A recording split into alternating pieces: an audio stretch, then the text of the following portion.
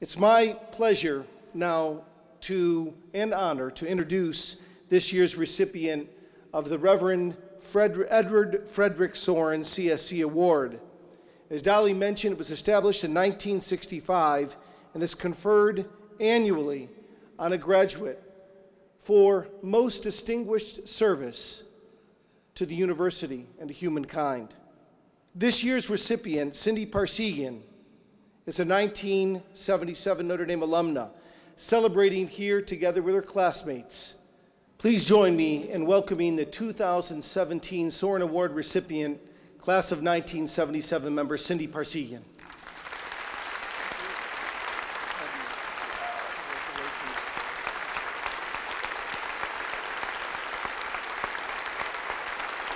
Thank you. Thank you so much. Oh, am I blessed? Thank you. Thank you. Okay, you're going to bring me to tears. I'm going to tell you a little bit about my Notre Dame history, just so you can see where our family has come from. I was raised in a small town in western Colorado, and my dad died when I was quite young. But he was a Subway alumnus and always hoped that my brother would go off to Notre Dame.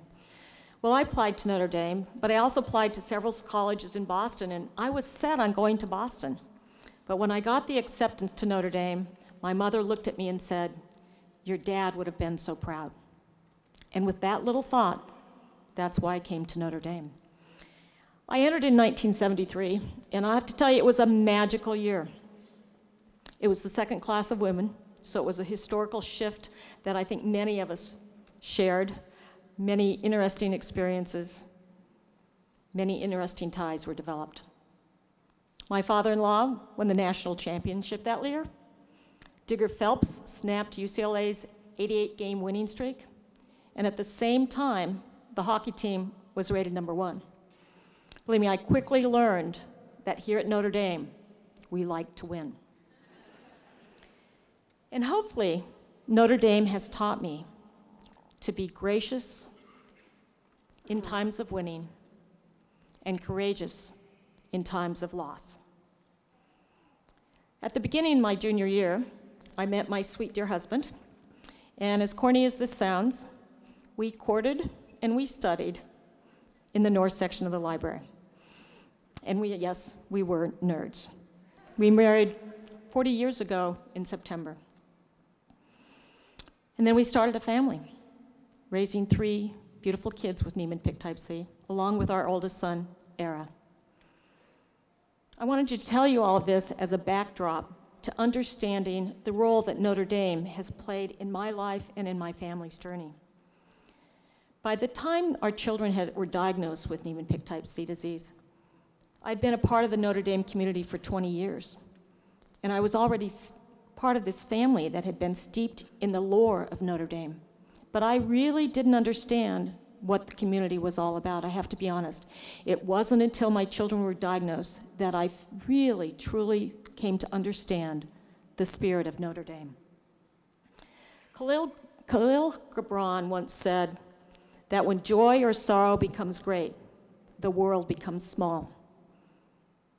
And that's what happened to our family. The ND community has wrapped our family in love, in comfort, and support for our children.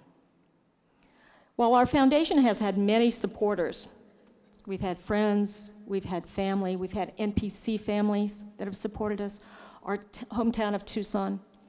The reality is our foundation would never have been a success without the support of the Notre Dame family. It is this community, this Notre Dame community, and my husband, sweet Mike, up here, that really deserve this award. Mike has been intimately involved with the work of the foundation. Together, we have held our children as they have died. And he has been my strength, my pillar of hope, my sweet dear friend. And the Notre Dame community deserves this award.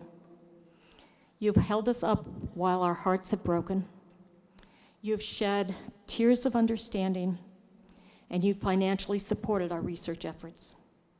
We are a small, small family, and yet we have been blessed by the power of human love and generosity, the power that heals wounds, cures diseases, and makes dreams come true. The coming together of countless individuals, many with ties to Notre Dame, has demonstrated the true power of the Holy Spirit, which Father John talked about today. I have a cross collection. The cross collection started in Lent of 1997. I never planned to have a cross collection. My daughter, Krista, who was 3.5 at the time, was in a Catholic preschool, and she made me a little cross out of 2 twigs, held together by some plastic flowers. And my son, Era, gave me a cross made out of palms from Palm Sunday. 6 days later, I was handed the cross off of my son Michael's grave. And that's what started my cross collection. And it has grown over the last 20 years. It's, I think, maybe 200 crosses now. People have heard about this collection. I have a cross from the Basilica of Sacred Heart from Father Hesburgh. When they were remodeling it, they took the pews and made some crosses out of it.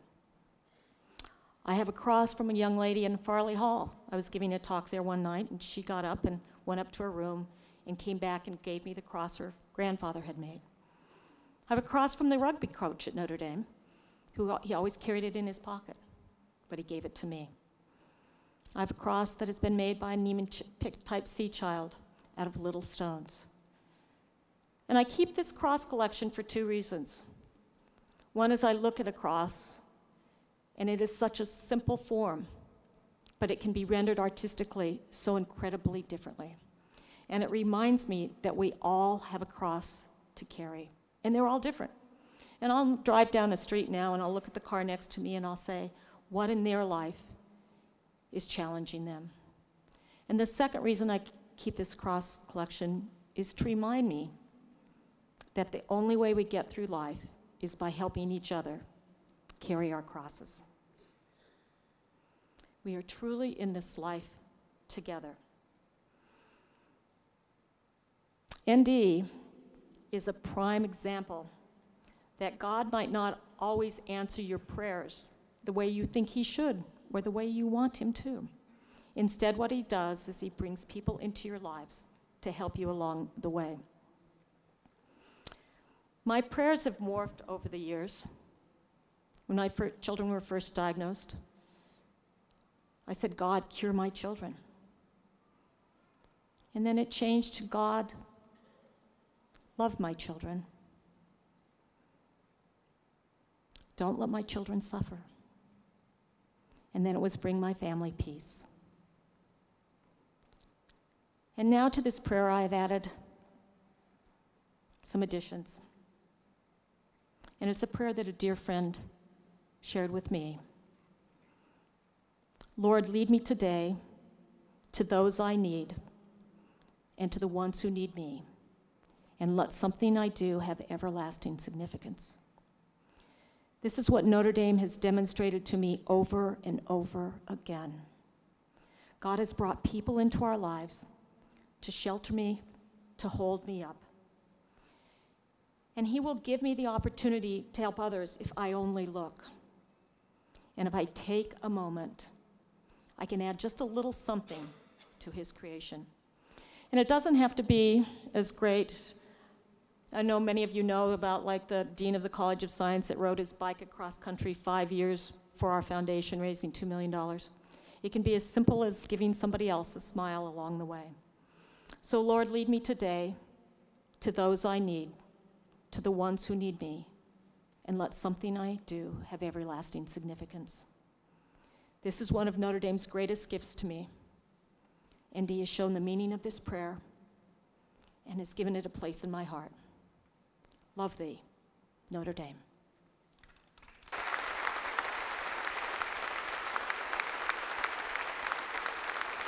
There's little to say after Cindy's just tremendously moving speech, except I think on behalf of us all, Cindy, I want to thank you and Mike for your example for how you've inspired us. It is characteristic of Cindy and Mike that in her speech she talked about what others have done rather than what she and Mike have done. But what you two have done is take what was, for all of us, I think, almost an unimaginable pain to lose 3 children. And you've turned it into something hopeful and positive and generous. And that is the miracle that your story is about. It really is. And it is the mystery of Notre Dame, really, that can happen. And you've inspired us by it. You continue to inspire us. And I can only thank you for that inspiration. The prayer you mentioned at the end about doing something of everlasting significance for others, you've done that. And so this award is so well-deserved because of that. So just know we're so grateful. Thank you for inspiring us. And Mike's down there, but thank you, Mike. Thank all of you. Thanks for being part of this. Thanks for carrying on the spirit of Notre Dame that was so powerfully represented here in this story tonight. Thanks for being part of this great, great Notre Dame family. In the end, Notre Dame is not the buildings on campus, the campus, it's not anything physical, it's this family. This is Notre Dame. And thanks for being part of this Notre Dame family. God bless you all. Thanks.